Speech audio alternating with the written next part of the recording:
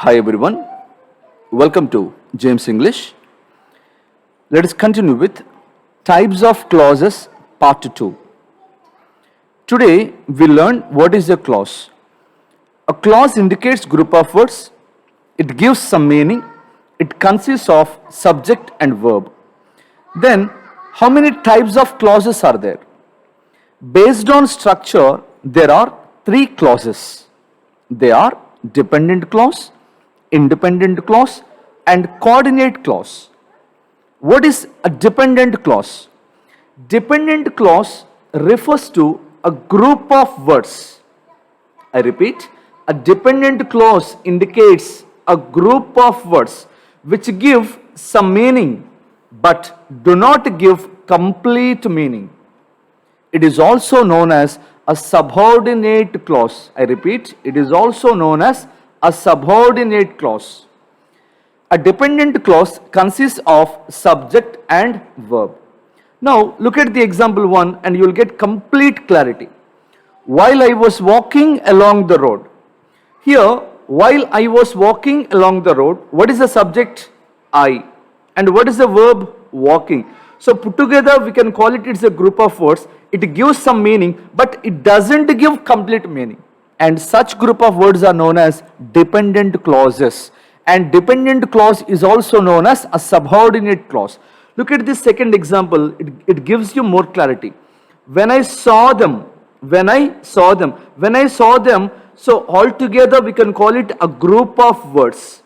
It gives some meaning but does not give complete meaning. So such kind of words are known as, clauses are known as the dependent clauses, right? Let's continue with what is the independent clause. Independent clause also refers to a group of words which give complete meaning.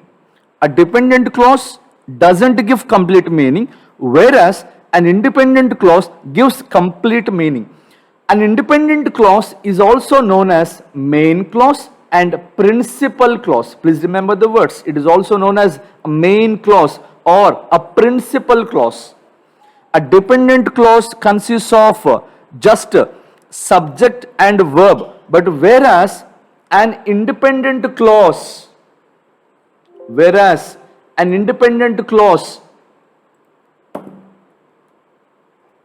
consists of subject and predicate. Just look at the statement. An independent clause consists of subject and predicate. Now let me give you 2 examples. I saw an accident. The children were playing in the garden. Now I saw an accident is a group of words which consists of a subject and a predicate and it gives a complete meaning. These group of words do not depend on any other part of the sentence to give complete clarity. Hence, such kind of clauses are known as independent clauses. So let us try to put together a dependent and independent clause together. Look at the following examples. While I was walking along the road, I saw an accident. Here we have 2 clauses. While I was walking along the road, is it a complete statement or incomplete? So this is incomplete and we call it as a dependent clause. Dependent clause. To have complete meaning, these group of words depend on these group of words. That is, I saw an accident. I saw an accident is a main clause, or we can also call it an independent clause. An independent clause. So these group of words do not depend on these group of words. Hence we can also call it as an independent or principal clause. Let me give you one more example. When I saw them. So here we have subject, we have also verb. Yet it is incomplete in sense and such kind of clauses are known as a subordinate clauses. Subordinate clauses. A subordinate clause is a group of words which doesn't give complete meaning. But look at this other part. The children were playing in the garden. So these group of words do not depend on any other part of the sentence. Hence it is known as an independent clause, a main clause, or a principal clause. Now let us continue with the third type of clause, that is a coordinate clause. What is a coordinate clause? A coordinate clause refers to a combination of two independent clauses joined with a conjunction. Then it is known as a coordinate clause. There must be a combination. That combination includes two independent clauses combined with a conjunction. Let me give you one example which gives you complete clarity. The boys sang well. The boys sang well. And the girls danced well. The girls danced well. Here, the boys sang well. Is it a complete statement or incomplete statement?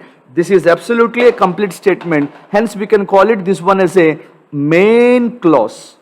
What about the other part? The girls danced well. So, this group of words also give you a complete meaning, right?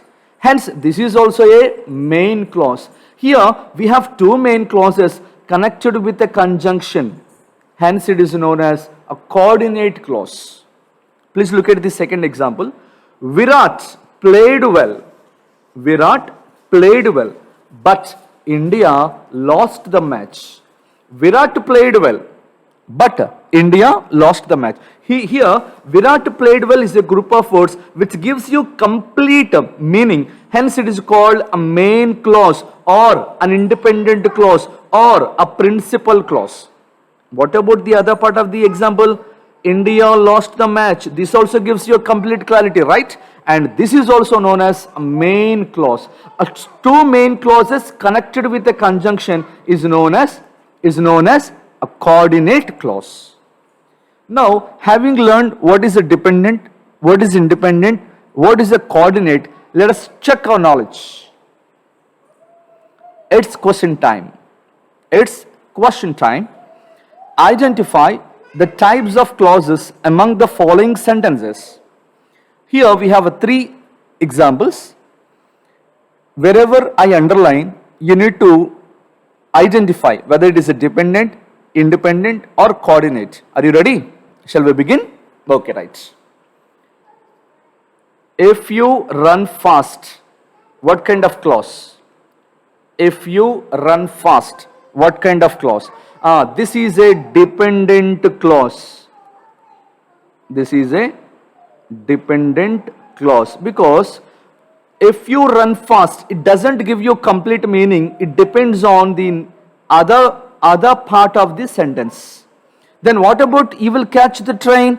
You will catch the train is a main clause. This is a main clause. A main clause is also known as principal clause. A principal clause is also known as independent clause. Independent clause. Now, then let us continue with the second example. I went to the market and I purchased several vegetables. Now I am underlining one part of the sentence, that is I purchased several vegetables. So several vegetables, I purchased several vegetables. This is a what kind of clause? This is a main clause because this group of words doesn't depend on any other part of this sentence. Then what about the other part? I went to the market. I went to the market, and this is also a main clause.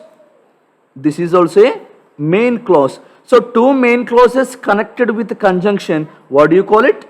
What do you call it? Yes, this is a coordinate clause. This is a coordinate clause. And we have also third example. She sang well and everyone appreciated her. Everyone appreciated her. What kind of clause? What kind of clause? Everyone appreciated her. This is a main clause. This is a main clause. What about she sang well? This is also a main clause. This is also a main clause. I am very sure now we have a complete clarity over the types of clauses based on structure. Now tell me, clearly, what is a dependent clause? Dependent clause is a group of words. It gives some meaning, but doesn't give complete meaning. It always depends on the other part of the sentence. This is also known as a subordinate clause. Then coming to the second part, that is a independent clause. An independent clause is also known as a main clause or a principal clause. An independent clause always gives us a complete sense or a complete meaning. It doesn't depend on any other part of the statement. Then we have a third clause, that is a coordinate clause. Coordinate, it's a combination of two main clauses connected with a conjunction. Okay friends, once again listen to the class. If at all you have any question, today at 8 p.m. I will clarify all your doubts in our Telegram app. So there you can ask any kind of question with regard to the clauses, and for all your questions, for all your doubts, I will provide clarity today at 8 p.m. I wish you all the best.